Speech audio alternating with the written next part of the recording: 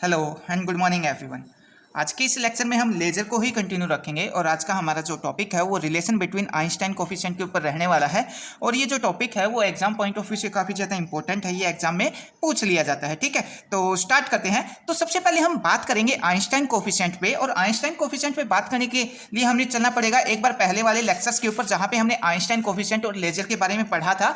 तो इससे पहले वाले लेक्चर्स में हमने बेसिकली 3 आइंस्टाइन कोफिशिएंट स्टडी किए थे। सबसे पहले स्टिमुलेटेड एब्जॉर्प्शन के लिए हमने आइंस्टाइन कोफिशिएंट स्टडी किया था, फिर स्पॉन्टेनियस एमिशन के लिए हमने आइंस्टाइन कोफिशिएंट निकाला था, और स्टिमुलेटेड एमिशन के लिए हमने आइंस्टाइन कोफिशिएंट निकाला था। ठीक है, अब हमने ये जो कोफिशिएंट निकाले थे लास्ट लेक्चर में, अब हम उन कोफिशिएंट के बीच में रिलेशन देखेंगे। रिलेशन क्या क्या है, तो स्पॉन्टेनियस एब्जॉर्प्शन के लिए हमने जो आइंस्टाइन कोफिशिएंट निकाला था वो क्या था अपने पास, ये था N1 B12 और U न्यू, और आगे था नेगेटिव साइन। अब N1 क्या था, N1 था जो फर्स्ट स्टेट के अंदर हमने नंबर ऑफ एटम माने थे वो क्या थे, N1 थे। B12 क्या था, आइंस्टाइन कोफिशिएंट था, क्योंकि जैसे ही हम फोटोन फर्स्ट स्टेट के ऊपर डालते हैं तो यहाँ से एटम एक्साइट होकर सेकंड के ऊपर जाता है, तो ये क्या है, आइंस्टाइन कोफिशिएंट है 1 2 का मतलब क्या है, यहाँ से 1 से एटम एक्साइट हो रहा है कहाँ पे, 2 स्टेट के अंदर। और यू न्यू क्या है, जो बाहर से हम फोटोन डाल रहे हैं उस फोटोन की जो एनर्जी डेंसिटी है उसको हमने क्या बोला, यू न्यू बोल दिया। ठीक है, तो ये आइंस्टाइन कोफिशिएंट है किसके लिए, स्टिमुलेटेड एब्जॉर्प्शन के लिए। उसके बाद सेकंड आइंस्टाइन कोफिशिएंट की अगर मैं बात करूं स्पॉन्टेनियस एमिशन के लिए, तो इसके लिए क्या था, स्पॉन्टेनियस एमिशन के लिए था अपने पास A21 और N2 क्या है, नंबर ऑफ एटम है जो सेकंड स्टेट के अंदर जो per unit volume N2 atom हम लेके चले थे, और साथ में जो A21 है, A21 क्या है अपने पास, ये है स्पॉन्टेनियस एमिशन के लिए जो आइंस्टाइन कोफिशिएंट है वो। और यहाँ पे आएगा नेगेटिव साइन। नेगेटिव साइन क्या रिप्रेजेंट कर रहा है कि सेकंड स्टेट में जो नंबर ऑफ एटम है वो लगातार कम होते जा रहे हैं। यहाँ पे भी नेगेटिव साइन क्या रिप्रेजेंट कर रहा है, जो फर्स्ट स्टेट में है, फर्स्ट स्टेट में एटम लगातार कम होते हुए जा रहे हैं, इसलिए इसको हमने नेगेटिव से रिप्रेजेंट किया है, और यहाँ पे भी नेगेटिव यही रिप्रेजेंट कर रहा है। उसके बाद जो स्टिमुलेटेड एमिशन था उसके लिए जो आइंस्टाइन कोफिशिएंट था वो हमने क्या निकाला था, वो निकाला था B21 और N2 साथ में U न्यू, ये हमने स्टिमुलेटेड एमिशन के लिए निकाला। तो ये जो तीनों आइंस्टाइन कोफिशिएंट है इनके बीच में अपने को रिलेशन पता करना है। ठीक है, और साथ में आप लेजर के बारे में पढ़ना चाहते हैं और ये सब हमने कैसे कैलकुलेट किए थे, तो आपको पहले वाला लेक्चर देखना पड़ेगा, उस लेक्चर का लिंक आपको डिस्क्रिप्शन बॉक्स में मिल जाएगा। ठीक है, तो अब स्टार्ट करते हैं। ठीक है, तो सबसे पहले पॉइंट में हमने यहाँ पे लिखा है total absorption rate equal to total emission rate. अब इसका मतलब क्या है, इसको एक बार फिजिकली समझ लेते हैं। मान लिया मेरे पास ये 2 स्टेट है, ठीक है, ये लेवल 1 बोल दिया मेरे पास और ये लेवल 2 है। ठीक है, लेवल 1 के अंदर एटम है, हमने N1 बोल दिया, लेवल 2 के अंदर N2 बोल दिया, लेवल 1 का एनर्जी E1 बोल दिया, लेवल 2 का एनर्जी E2 बोल दिया। ठीक है, अब हमने यहाँ पे बोला total absorption rate equal to emission rate. अब इसका मतलब क्या है कि हम बाहर से लेवल 1 के ऊपर क्या डालते हैं, फोटोन डालते हैं। ठीक है, फोटोन डालेंगे तो लेवल 1 के जो इलेक्ट्रो एटम है वो एनर्जी को गेन करेंगे, और गेन करके कहां पे चले जाएंगे, एक्साइटेड स्टेट के अंदर चले जाएंगे। ठीक है, तो अब जितना एब्जॉर्प्शन रेट होगा, जितने एटम लेवल 1 से एनर्जी गेन करके एब्जॉर्ब करके एनर्जी को एक्साइटेड स्टेट में जाएंगे, उतने ही एटम, मान लिया 10 एटम एक्साइट करके कहां पे जाते हैं, लेवल 2 में जाते हैं, तो 10 लेवल ही ट्रांजिशन करके वहां वापस कहां पे आएंगे, फर्स्ट लेवल के अंदर आएंगे। ठीक है, तो हमने यहाँ पे बोला जितना एटम एब्जॉर्ब करके हायर स्टेट में जाएंगे उतना ही एटम एनर्जी को रिलीज करके वापस किस पे आएंगे,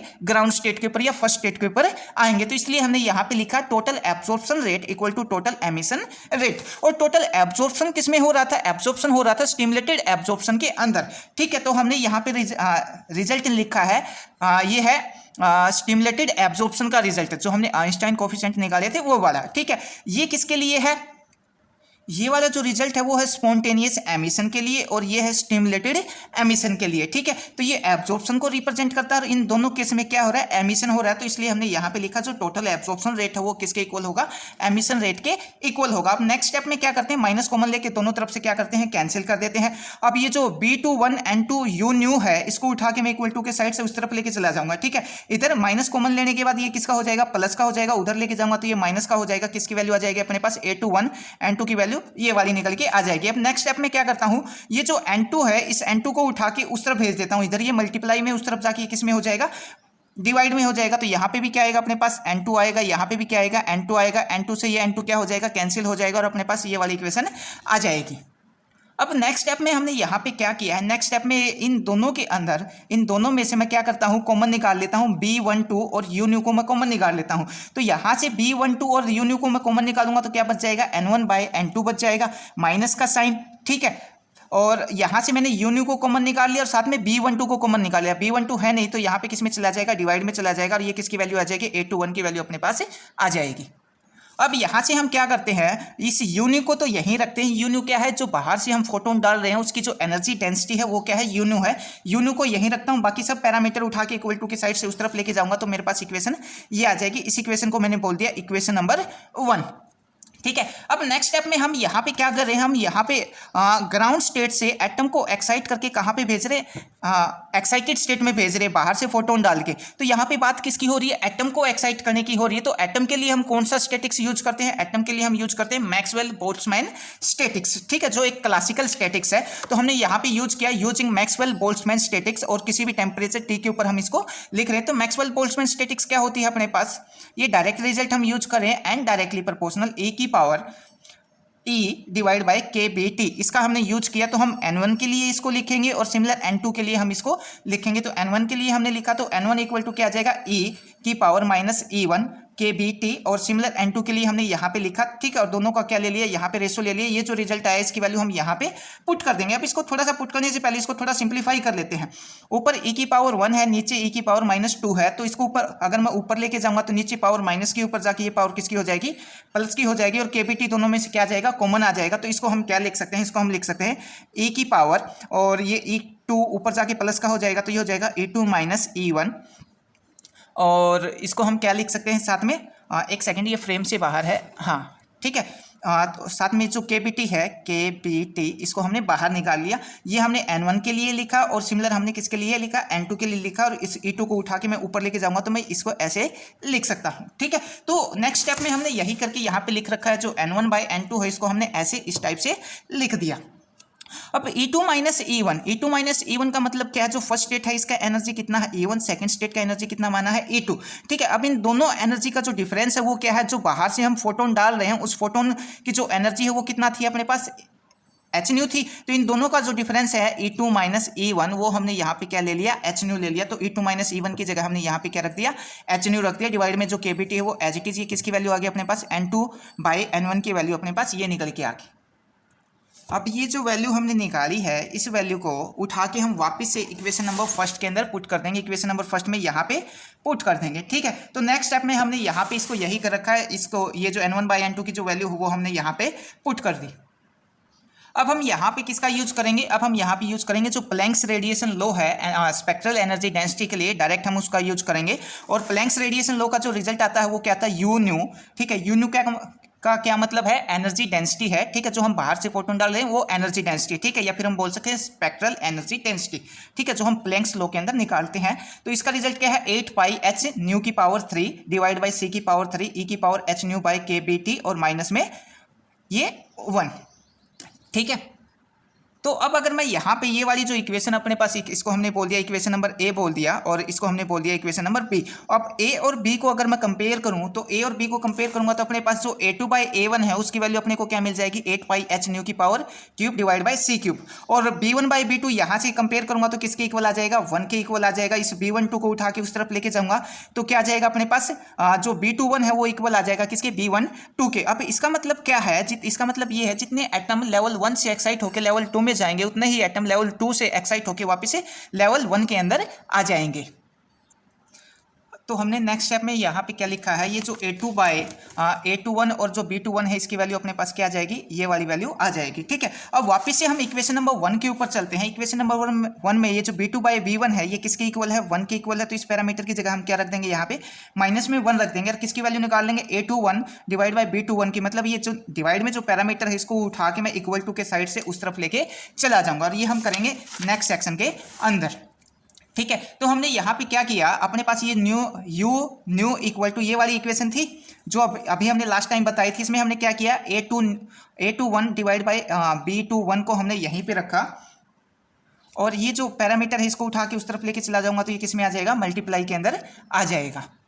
तो यहाँ से अपने पास A2 1 और B21 की वैल्यू आ जाएगी। तो हम यहाँ पे ये बोल सकते हैं कि अपने पास ये जो स्पॉन्टेनियस एमिशन है ये यूजफुल नहीं होगा। यूजफुल कौन सा होगा? जो स्टिमुलेटेड एब्जॉर्प्शन है। स्पॉन्टेनियस एमिशन यूज क्यों नहीं होगा? लेजर के अंदर हम स्पॉन्टेनियस एमिशन का यूज क्यों नहीं करते? इसका रीजन ये है कि ये कोहेरेंट, ये जो प्रोसेस होती है वो कोहेरेंट नहीं होती है। जो हायर स्टेट से लोअर स्टेट में जो एटम आता है ये किसी भी डायरेक्शन में क्या करता है? उसको रिलीज कर देता है। ठीक है, ये डायरेक्शनल भी नहीं होता, हाईली डायरेक्शनल भी नहीं होता। तो हम स्पॉन्टेनियस एमिशन का यूज नहीं करते। किसके अंदर? लेजर के अंदर हम यूज किसका करते हैं? स्टिमुलेटेड एमिशन का यूज करते हैं। स्टिमुलेटेड एमिशन का यूज इसलिए करते हैं क्योंकि ये हाईली डायरेक्शनल होता है और साथ में ये क्या होता है? कोहेरेंट भी होता है। अब नेक्स्ट स्टेप में हमने यहाँ पे एक केस लिया है और वो केस क्या है? हमने ये जो एच न्यू है ये बहुत ज़्यादा बड़ा मान लिया किसी केबीटी से। तो अब अगर ये बहुत ज़्यादा बड़ा होगा तो उस केस में क्या आएगा? अपने पास ये वाली जो इक्वेशन है ये किसके इक्वल हो जाएगी? A21 और इक्वल टू ये जो B21 है और ये यू न्यू ये क्या हो जाएगा?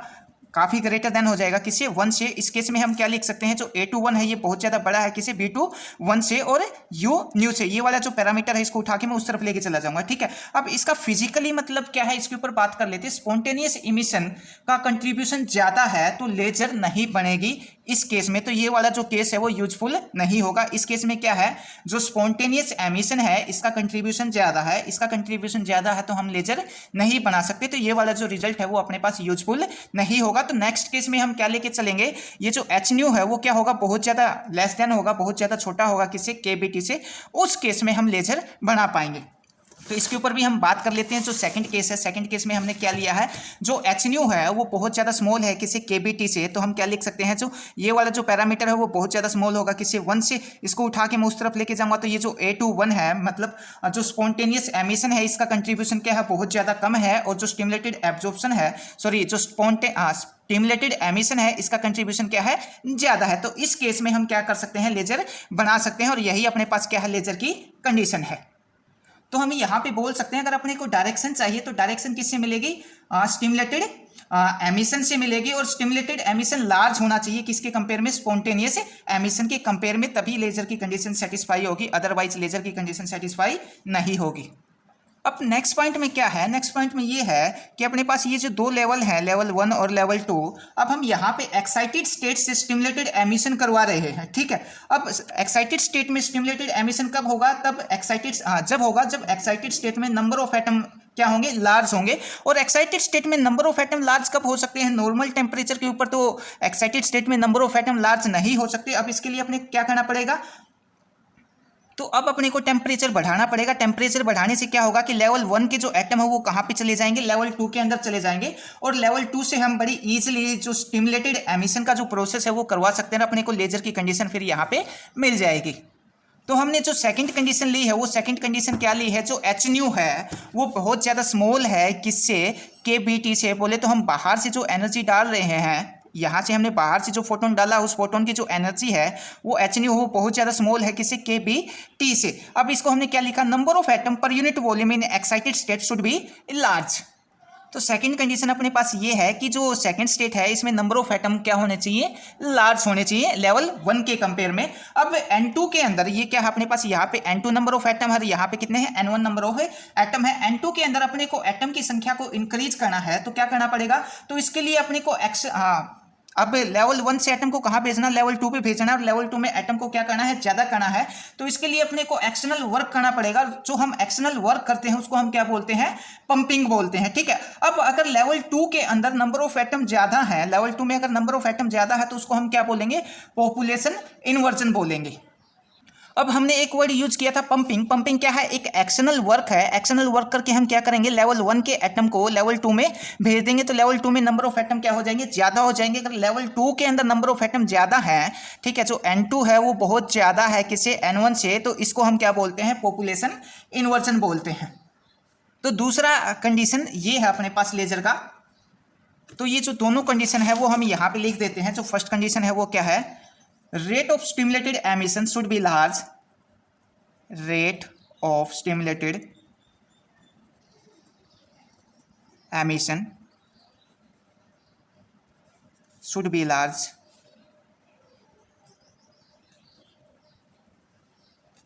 in compare of spontaneous emission.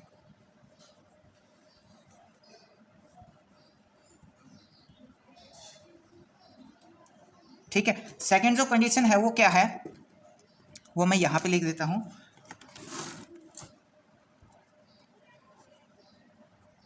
For stimulated emission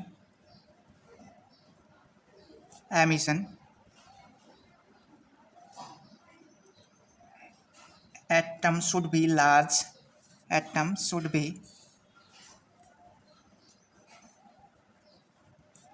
in excited state,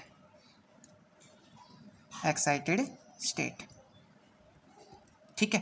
तो अपने पास ये वाली कंडीशन रहने वाली है किसकी, लेजर की। तो जो अगला अपना जो लेक्चर होगा वो किसके ऊपर होगा, जो पॉपुलेशन इन्वर्जन है, जो हमने वर्ड यूज किया था पॉपुलेशन इन्वर्जन, इसके ऊपर हम बात करेंगे कि किसी भी दो लेवल के बीच में हम पॉपुलेशन इन्वर्जन किस टाइप से करवा सकते हैं। उसके लिए अपने को क्या करना पड़ेगा, एक्सटर्नल वर्क करना पड़ेगा। तो नेक्स्ट लेक्चर में हम पंपिंग और जो पॉपुलेशन इन्वर्जन है इन सब के बारे में पढ़ेंगे। अगर इसमें से कोई बात आपको समझ ना आई हो तो आप मैसेज